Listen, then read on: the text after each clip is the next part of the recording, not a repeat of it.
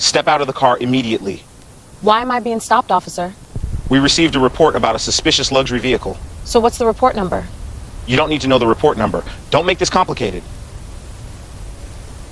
I'm just asking for the legal reason for the stop. Interstate 5 near Bakersfield, California, was nearly deserted that evening, with only a few cars occasionally passing through the darkness of the Central Valley. The black Mercedes-Benz S580 that the woman was driving had just left the long stretch heading toward Los Angeles when the patrol lights of the Kern County Sheriff's Office lit up behind her. Deputy Travis McCall signaled her to pull over, and the Mercedes moved to the shoulder. The woman in the car had not been speeding, had not run a red light, and had not violated any traffic regulations.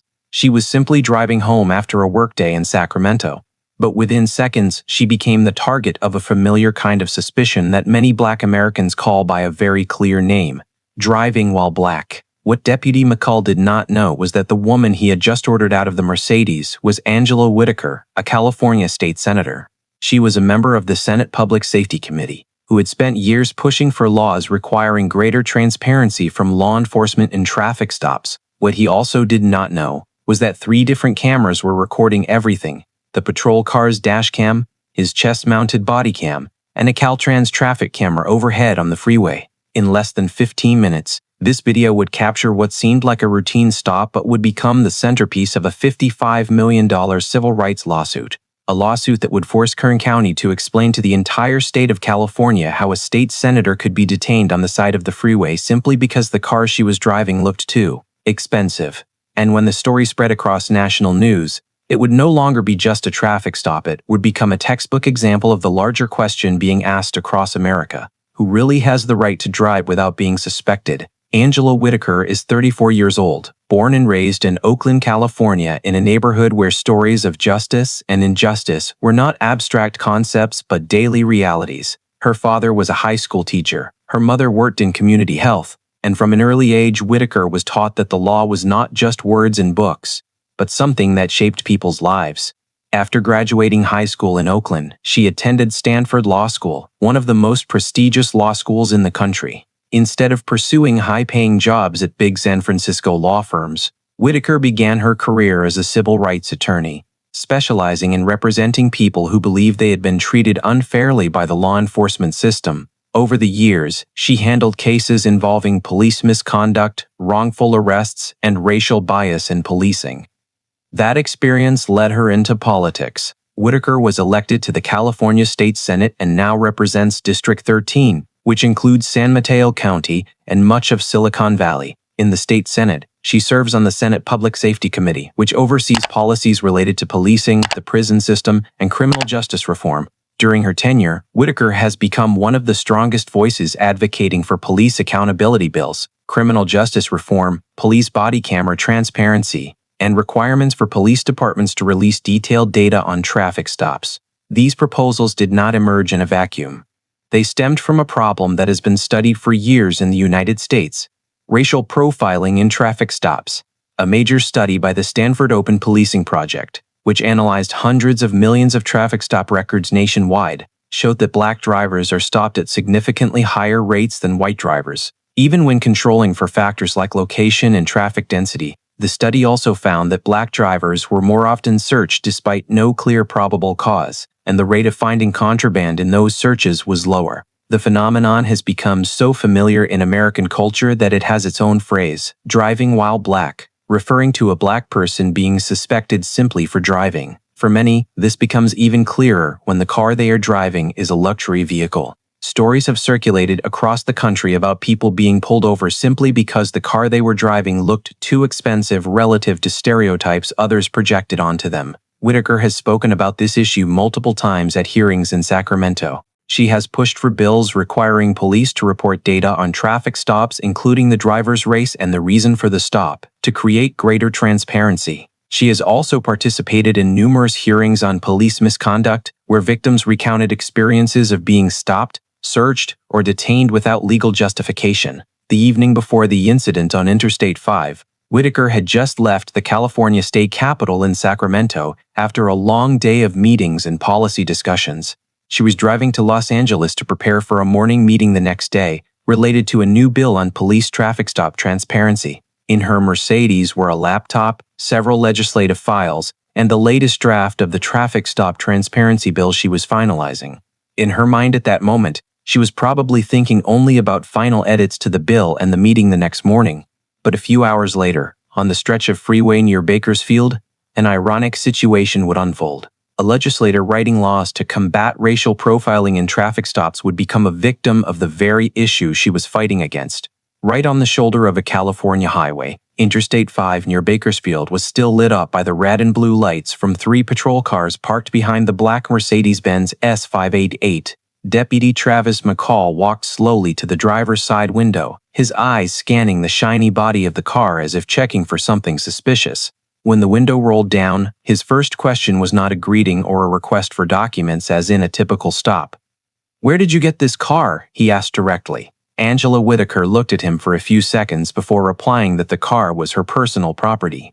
McCall tilted his head slightly, as if the answer did not satisfy him. He continued with a second question. "What do you do for a living?" Whitaker replied briefly that she was a California state senator. A small smile appeared on the deputy's face, but it was not a polite smile. It resembled the reaction of someone who had just heard something unbelievable. "Sure you are," he said, his tone half joking, half skeptical. Whitaker did not argue. She reached into her purse, pulled out her wallet, and handed 2 cards through the window, her California driver's license and an official California State Senate identification card. McCall took the 2 cards, looked at them, then looked back at the Mercedes. He turned the cards under the patrol lights for a few seconds before shaking his head. "These can be fake," he said. For Whitaker, the statement was not new. In her years as a civil rights attorney, she had heard many similar stories from people who claimed they were suspected simply because they were in a car others thought they should not own. McCall returned to his patrol car, saying something into the radio on his shoulder. Just a few minutes later, 2 more patrol cars appeared on the freeway, slowed down, and parked behind the Mercedes. The flashing red and blue lights lit up the entire shoulder in the darkness. 3 police cars were now lined up behind a single Mercedes. McCall returned to the window with a harder tone. He said he needed to verify the vehicle. He asked Whitaker to open the trunk for inspection. He said he needed to check the VIN to ensure the car was not stolen. He also wanted to look inside the interior. Whitaker listened to each request before responding. She said she did not consent to a search. She explained that there was no probable cause for it. McCall crossed his arms. "If you have nothing to hide, this won't be a problem," he said. Whitaker replied that the law did not require citizens to prove their innocence in such situations. She reminded him that police needed probable cause or consent to search, and she was not giving consent. A few cars passing on Interstate 5 began to slow down when they saw the patrol lights. Some drivers glanced over for a few seconds before continuing. The atmosphere around the Mercedes began to grow heavy. McCall looked down at the 2 cards in his hand once more, then looked straight at Whitaker. "Step out of the vehicle," he said. Whitaker asked again if she was being ordered out for any legal reason. McCall did not answer the question. He simply repeated the command. "Step out of the vehicle." 2 other deputies standing behind the patrol cars watched the situation. Their hands were near their belts, ready to intervene if needed. Whitaker stayed in the car for a few seconds looking forward, then turned back to McCall. She said she had provided documents, confirmed her identity, and there was no legal reason to continue the stop this way. But McCall had decided to proceed. He stepped back half a step from the window, spoke into his radio that the driver was not cooperating. Then he ordered again, this time with a harder tone. "Ma'am, step out of the vehicle now." Whitaker took a slow breath, then opened the car door. As she stepped onto the shoulder of Interstate 5, the night wind blew stronger, carrying the sound of trucks passing in the far lane. McCall held the 2 cards in his hand, standing opposite her under the patrol lights. He said she would have to wait while they verified the information. Whitaker asked how long she would be detained. McCall said it depended on how long the check would take. One of the deputies in the back began shining a flashlight into the Mercedes interior through the windows. Even though Whitaker had never given permission to search, cars continued to pass, their headlights sweeping across the scene of 3 patrol cars and a Mercedes parked on the shoulder. In that moment, the stop no longer resembled a routine traffic check. It had become a confrontation between a deputy's suspicion and a California state senator's legal knowledge. And with every minute passing on the shoulder of Interstate 5, The situation grew more tense step by step. Angela Whitaker opened the car door and stepped out of the Mercedes, her shoes touching the cold asphalt of the Interstate 5 shoulder. Deputy Travis McCall still stood facing her under the flashing red and blue lights from the 3 patrol cars behind. In his hand, he still held the driver's license and California Senate identification card that Whitaker had handed over a few minutes earlier. Whitaker stood straight on the shoulder, looked at McCall, and asked a very clear question, one she had heard hundreds of times in previous civil rights cases. "Am I being detained?" McCall answered without hesitation, "Yes." The short reply made the atmosphere heavier. Whitaker continued, "On what reasonable suspicion?" McCall pointed toward the Mercedes parked beside them and said, "Suspicious luxury vehicle." Whitaker looked at him for a few seconds before replying, "Driving a Mercedes is not a crime, officer." McCall did not immediately respond. He took one step away, said something into the radio on his shoulder, then turned back to look at Whitaker. Meanwhile, cars continued passing on Interstate 5, their headlights sweeping across the scene of 3 patrol cars behind a Mercedes. To many passing drivers, this probably looked like a routine stop, but in reality the situation had become entirely different. A California state senator was standing on the freeway shoulder while her documents remained in the hands of a deputy who did not believe the identity she had provided. McCall held the 2 cards for a few more minutes. He looked back at the Mercedes, then at Whitaker, as if still not satisfied with her earlier answer. Whitaker stood still, hands in front of her, her gaze calm. She asked once more if there was any other legal reason for keeping her there. McCall repeated that the car looked suspicious. Whitaker reminded him that suspicion based on an expensive-looking car was not reasonable suspicion under the law. Meanwhile, the patrol car's dash cam was recording the entire scene. The body cam on McCall's chest was also recording every word. A little higher up, a Caltrans traffic camera mounted on a pole beside the freeway was also filming the stretch where the 3 patrol cars were parked. At least 3 different camera angles were capturing the same situation.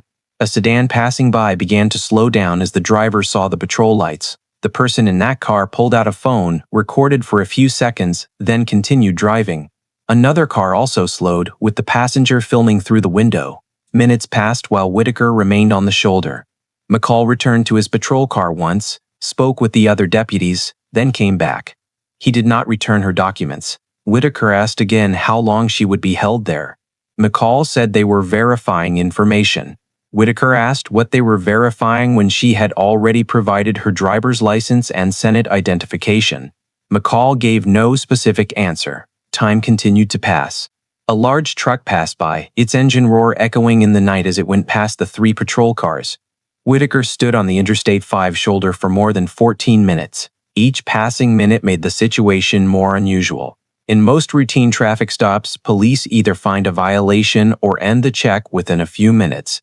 But here, no citation was written. No traffic violation was cited. Only one reason was repeated over and over: the Mercedes looked suspicious. What made the situation even more unusual was that the person standing on the shoulder was not an ordinary driver. Angela Whitaker is a California state senator, a member of the Senate Public Safety Committee, who had spent years advocating for laws requiring greater police transparency in traffic stops. Now she was standing under patrol lights on Interstate 5, detained by a deputy who believed the car she was driving was too luxurious to escape suspicion. And while the cameras continued recording everything, every minute of this stop was turning it from a traffic check into a situation that could become a serious legal issue for the Kern County Sheriff's Office. Deputy Travis McCall finally returned to his patrol car with the 2 cards still in hand. The red and blue lights continued flashing on the Interstate 5 pavement as he opened the door, leaned into the dashboard, and said something into the radio. On the other side, Whitaker remained on the freeway shoulder, the night wind blowing through as cars occasionally passed by. Inside the patrol car, McCall asked dispatch to verify the identity of the woman he had detained. He read the name from the card Whitaker had provided earlier. A brief silence came over the radio as the dispatch center began checking the information. In Kern County, identity verification was not complicated. The system could quickly query multiple databases, but this time, instead of just checking the driver's license, the person on the other end opened another source, the California Senate directory. Just a few seconds later, the voice came over the patrol car's speaker. Unit 12, subject confirmed. Angela Whitaker, California State Senator, District 13. That short reply changed the entire atmosphere of the stop. McCall was silent for a few seconds, his eyes looking down at the two cards in his hand as if realizing something. Behind him, the two other deputies standing by the patrol cars also heard the information from the radio. One turned to look at McCall, his expression showing belated recognition that the situation had gone too far. McCall stepped out of the patrol car, papers still in hand. He walked slowly toward Whitaker standing under the flashing lights. Whitaker watched him approach and asked a simple question. So? McCall did not answer right away. He handed back the driver's license and Senate identification card. Whitaker took the documents, looked at McCall, and said in a calm but clear voice, "I told you that 10 minutes ago." No one disputed the statement. One of the deputies standing behind looked down at the pavement. McCall still offered no apology. He just stood there for a few seconds as if considering what to do next. Whitaker put the documents back in her wallet and looked straight at him. "I'd like your badge number," she said. McCall frowned slightly. "Why?" Whitaker replied that she had the right to request identifying information from the officer who had detained her. McCall shook his head lightly. "That's not necessary." Whitaker did not argue. She simply repeated the request once more. "Your badge number, please." McCall looked toward the other two deputies as if seeking support, then turned back and said he did not have to provide that information. This exchange took place right in front of the patrol car's dash cam, McCall's chest body cam, and the traffic camera on the pole above the freeway. Every word, every pause was recorded. Whitaker stood still for a few more seconds, observing the deputies' reactions around her. One of the backup officers looked uncomfortable with the situation, his eyes shifting repeatedly from McCall to Whitaker. McCall finally said that Whitaker could leave. No apology, no further explanation. Just a short statement that she could return to her car and continue her journey. Whitaker did not rush to leave immediately. She looked once more at the three patrol cars behind the Mercedes, then at McCall. "Next time you stop someone," she said, "make sure you actually have a reason." Then she returned to her Mercedes. As she opened the door and sat in the driver's seat, the red and blue lights continued flashing on the car's body. Whitaker closed the door, started the engine, and turned on her signal to leave the shoulder. The Mercedes slowly merged back into traffic on Interstate 5. Behind, the three patrol cars remained there for a few more minutes before one by one turning off their lights and leaving. To the drivers passing by, the scene probably looked like a stop that had ended. But the dash cam, body cam, and traffic camera had recorded the entire dialogue from beginning to end, and those videos would soon become the central evidence in a $55 million civil rights lawsuit. Beginning from the very moment the voice on the radio confirmed a name, Angela Whitaker, California State Senator, District 13. A few days after the stop on Interstate 5, the first dash cam video appeared on social media. At first, it was just a short clip posted on Twitter by an account that follows policing issues in California. The video showed the red and blue lights of three patrol cars behind the Mercedes-Benz S580 and a woman standing on the freeway shoulder while a deputy held her documents. In the first few hours, the video attracted only a few thousand views, but when the poster added a caption noting that the woman in the video was a California state senator, attention began to grow rapidly. Within one night, the clip was shared thousands of times on Twitter. Some people re-edited the video and posted it on YouTube, where it quickly gained hundreds of thousands of views. On TikTok, accounts specializing in news and legal content began reposting the clip with subtitles explaining each line of dialogue between Whitaker and Deputy McCall. By the end of the week, the video had appeared on all three major platforms and spread beyond California. News accounts reposted the video with a short but attention-grabbing headline: "California Senator Detained for Driving Luxury Car." The story began spreading to forums, podcasts, and law-focused news sites. Viewers noticed many details in the video: the way the deputy refused to provide a report number when Whitaker asked, the way he repeated the reason "suspicious luxury vehicle," and the moment dispatch confirmed her identity as a California state senator. As the video continued to spread, civil rights organizations began speaking out.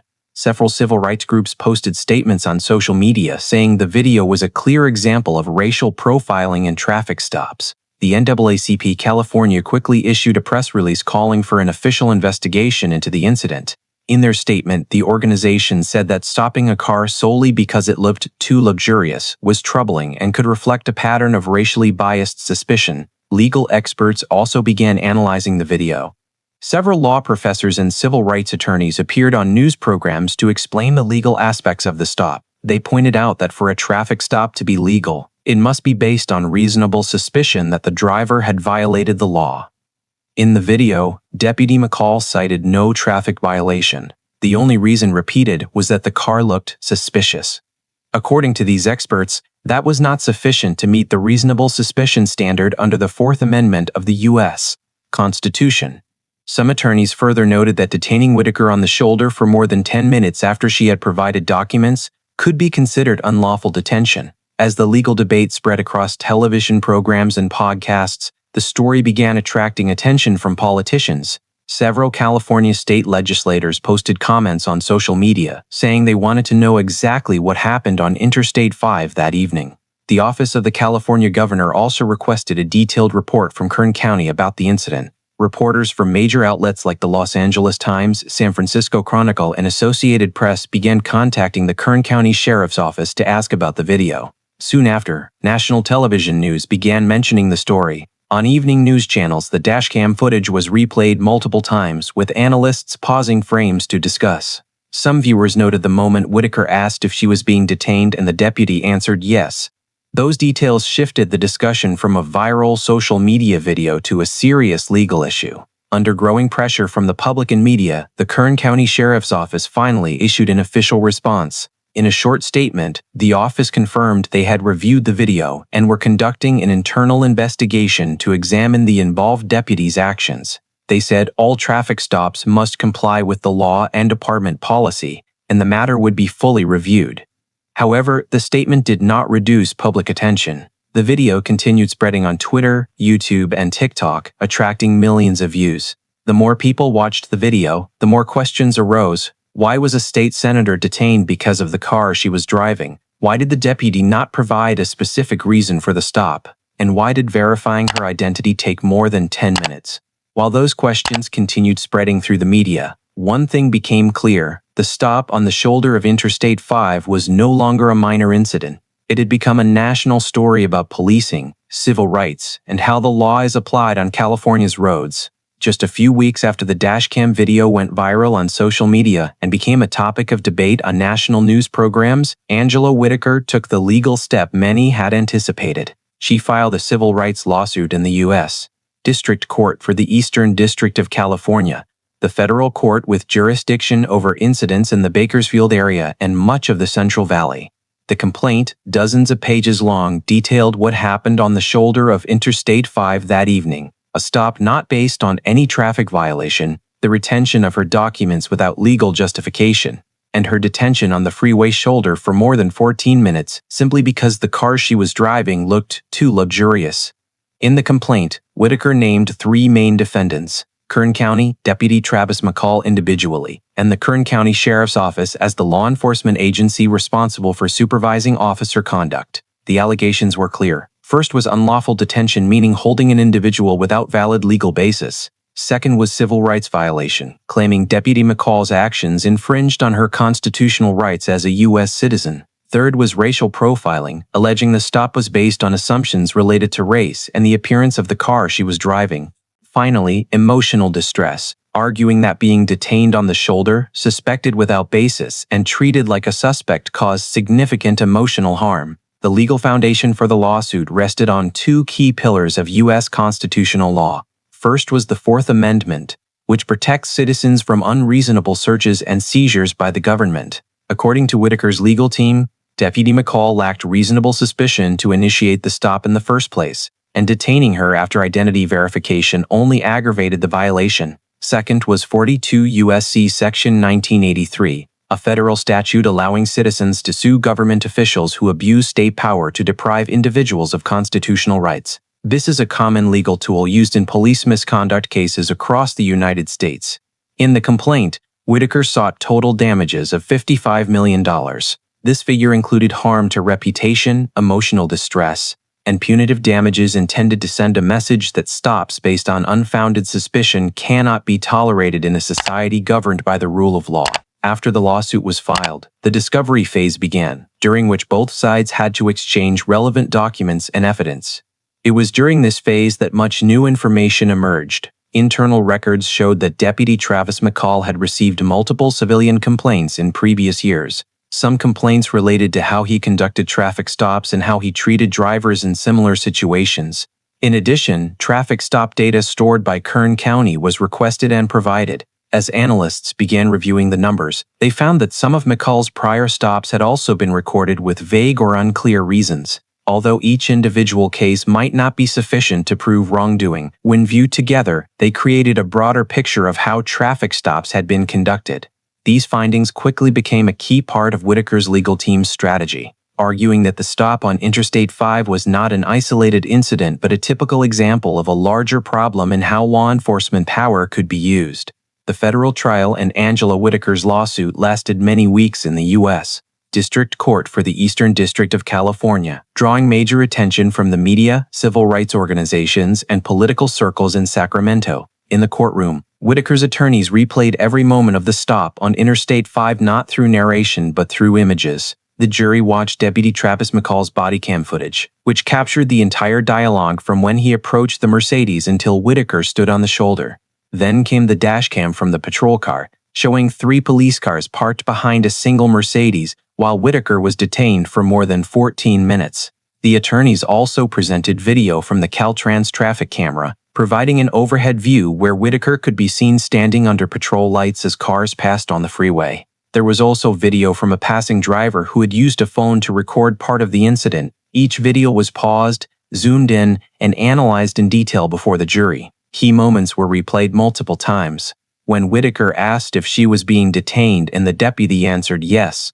When Whitaker requested a legal reason for the stop and McCall only said the car looked suspicious, and when dispatch finally confirmed that Whitaker was a California state senator. In addition to the videos, the court heard testimony from experts. A constitutional law professor from UCLA was called as an expert witness to explain the legal standard for a traffic stop under the Fourth Amendment. He told the jury that police must have reasonable suspicion based on specific facts indicating a violation may have occurred. Simply claiming a luxury car looked suspicious did not meet that standard. A civil rights attorney with many years of experience in police misconduct cases was also called to testify, explaining how 42 U.S.C. Sec. 1983 allows citizens to sue government officials when their constitutional rights are violated. The central argument from Whitaker's side was clear. The stop lacked reasonable suspicion from the beginning, and detaining her on the shoulder after she provided documents was an unlawful detention that violated her civil rights. The Kern County attorneys tried to argue that Deputy McCall was simply fulfilling his duty to verify a suspicious report, but the videos made that argument difficult to sustain. After many days of testimony and evidence review, the jury retired to deliberate. When they returned to the courtroom, the verdict was read aloud. Kern County was liable for violating Angela Whitaker's civil rights. The damages were set at $55 million. That verdict immediately became one of the largest awards in a civil rights lawsuit involving a traffic stop in California. Consequences for Deputy Travis McCall came quickly as well. The Kern County Sheriff's Office announced termination of his employment, and after review by the Commission on Peace Officer Standards and Training, his post certification was revoked, meaning he was no longer eligible to work as a law enforcement officer in California. But the case did not end with one individual. Kern County had to implement numerous internal reforms after the lawsuit. Traffic stop policies were revised, requiring deputies to clearly document the legal reason for every stop. Training on bias and racial profiling became mandatory for the entire force. In addition, the department had to begin publishing traffic stop data so the public and researchers could review it. Meanwhile, Angela Whitaker returned to Sacramento and used her own experience to push forward a new bill called the California Traffic Stop Transparency Act. The bill requires law enforcement agencies statewide to report detailed data on traffic stops, including the reason for the stop, duration of detention, and outcome of each check. It also strengthens oversight mechanisms for law enforcement to ensure traffic stops are not used as tools of discrimination. Over time, the Interstate 5 incident began to be referenced in legal seminars and police training courses. It became a textbook example when police academies discussed racial profiling and the limits of authority in traffic stops. The dashcam and bodycam videos were used to analyze each officer decision in that situation. What began as a stop lasting less than 15 minutes on the shoulder near Bakersfield ultimately changed how many law enforcement agencies in California view what can and cannot happen in a traffic stop. If you want to follow more legal stories and real cases like this, hit subscribe to the channel right now so you don't miss the next videos. Thank you for watching, and see you in the next story.